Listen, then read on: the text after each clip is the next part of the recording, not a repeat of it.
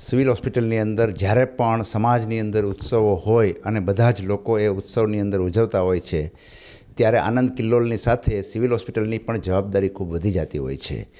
અમે આ દર વખતની અંદર આ બાબત ચાલતું હોય છે. અમારા સુપ્રિન્ટેન્ડન્ટ મેડમ મોનાલીબેન માકડિયાના રાહબરી હેઠળ અમે લોકોએ એની અગમથી જ તૈયારીઓ શરૂ કરી દીધી છે કે જે ઉત્સવની અંદર મોટાભાગની શું થવાની શક્યતાઓ છે, જેમાં દર્દીને હોસ્પિટલમાં આવવું પડે, ખાસ કરીને જે દોરાઓ દ્વારા કાનના ગળાની અંદર ઈજાઓ થવાની છે અને બાળકો અને મોટાઓ ભાગા પતંગ પકડવા માટે અથવા તો જુદી જુદી રીતે એક્સિડન્ટ થવાની તૈયારીઓ એક્સિડન્ટ થવાની શક્યતાઓ રહેતી હોય છે.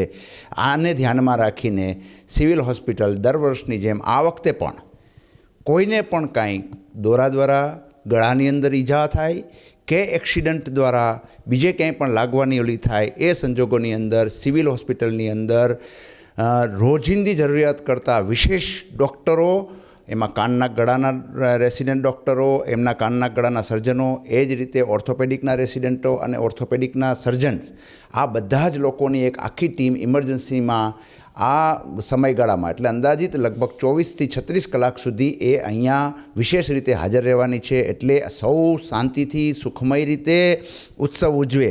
છતાં પણ કંઈ થાય, કોઈને ભગવાન કરે ન થાય, પણ જો એવું થાય તો સિવિલ હોસ્પિટલ પ્રજાની સેવામાં તૈયાર છે.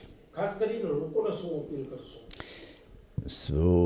એ પ્રશ્ન એ છે કે એ ઉત્તરાયણ કે સંક્રાંતિને કારણે નહીં, પણ સતેજતા, સતર્કતા એ આપણા જીવનથી બીજી કાંઈ પણ મોટું નથી. પતંગે પાછી મળી જશે, બધું જ પાછું મળી જશે, પણ જ્યારે લોકો ભાન ભૂલી જાય છે એને લીધે આ સમસ્યાઓ ઉત્પન્ન થાય છે. અમે તો એને ડીલ કરી શકશું, પણ અહીંયા આવવાની સ્થિતિ શું કામે ઉત્પન્ન થાય એના માટે સૌ વડીલો, મા બાપ આ બાબતની અંદર વિશેષ ધ્યાન રાખે એવી મારી સૌને અપીલ છે.